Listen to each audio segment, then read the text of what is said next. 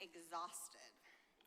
I'm sure I'm not the only one. The fall is always a busy time of year with holidays and the start of school and fall activities. But this year seems particularly intense.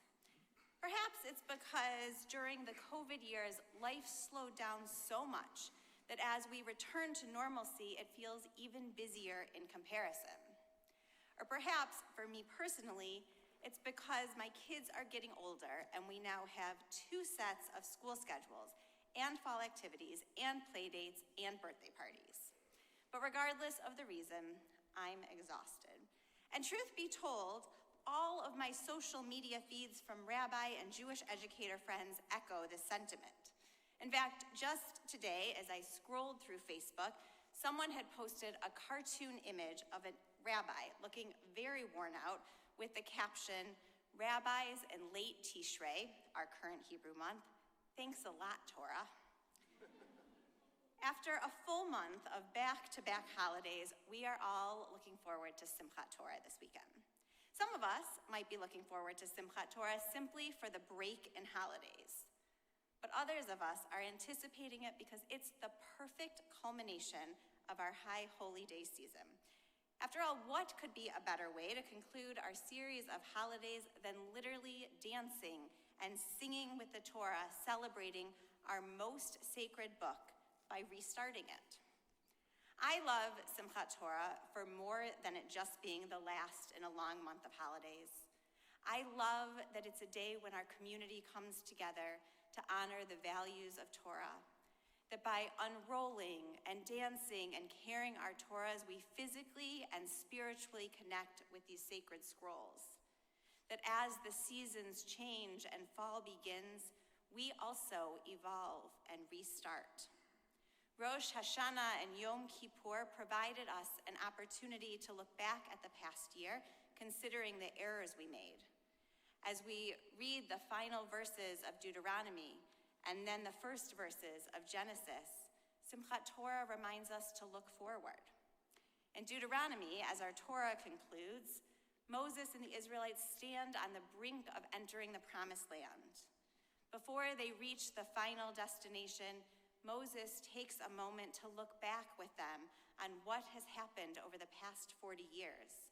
It's not enough for them to just move into the future, but they must learn from their past experiences and use those lessons to shape their new lives in a new land. And as our Torah restarts, we learn how God created the world out of nothing. From this blank slate, there were endless possibilities. What could the world look like? Who might inhabit that world? What would the future hold? And throughout Genesis, and indeed far beyond this first book, we begin to find responses to these questions. But even as we discover the answers, more questions form. Judaism is a religion designed to evolve. We look back, even as we move forward. We examine our laws, our traditions, and our rituals, and we find new ways to make them meaningful in each and every generation. There's a Talmudic story about Moses. He wanted to know what the future held. So God took Moses forward over 1,000 years to the academy of Rabbi Akiva, the greatest sage of his time. And as Moses sat in the back of the classroom, he observed that he didn't recognize anything that Rabbi Akiva was teaching. But when Rabbi Akiva was asked the source of his information, he responded, "It was taught by Moses." Even though the future will have its origins in the present, it's likely that much of it will be unrecognizable to us, just as Rabbi Akiva's teachings were unrecognizable by Moses. Each year, we begin reading the Torah anew, knowing that though the words won't change from year to year, our understanding of them may. And as we study the stories of our ancestors, we relate them to our lives, seeking to learn from their actions and interpret their lessons. The Torah serves as our guidebook, a story not only of our people, but of all of humanity.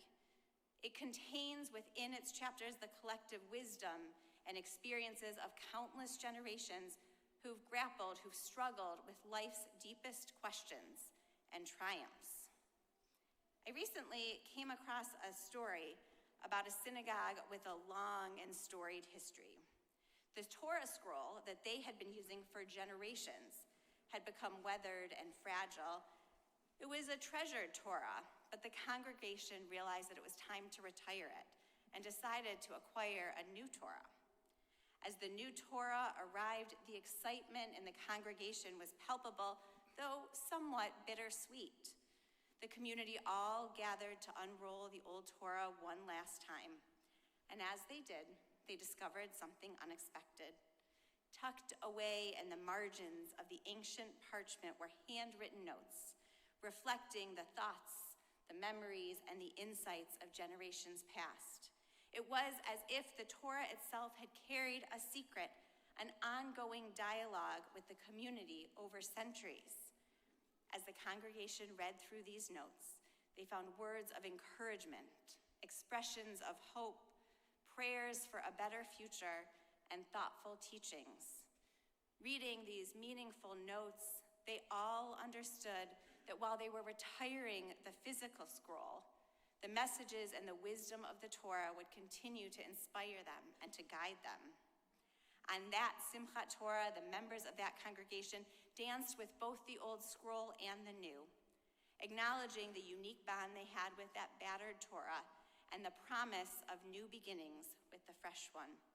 For this congregation, it reinforced the idea that Simchat Torah is a spiritual connection to Torah, a connection that transcends time and generations.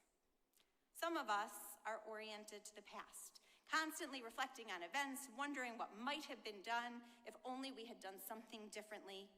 Others of us look to the future, regularly updating to the newest technology, thinking of dinner plans while we're eating breakfast.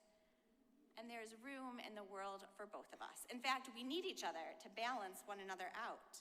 And our Jewish tradition encourages us to build on our past as we move to our future. So as we celebrate Simchat Torah this weekend, beginning our Torah anew, let us take this opportunity to look ahead, to recommit to the values and teaching contained within our Torah, rejoicing in this most holy work, singing and dancing our way into a new cycle of Torah study. In some communities on the Shabbat prior to Simchat Torah, the Torahs are taken from the ark for a hakafah. We hope that you will all join us on Sunday morning for our Simchat Torah celebration, but just in case you are not able to, tonight we celebrate our Torah as we dance and sing together. On this Shabbat, let us dance with our Torah, sing with all our hearts. Let us look to the future as we commit ourselves once again to living out the teachings of Torah in our world. Shabbat Shalom. Please rise as we take the Torahs out of the ark.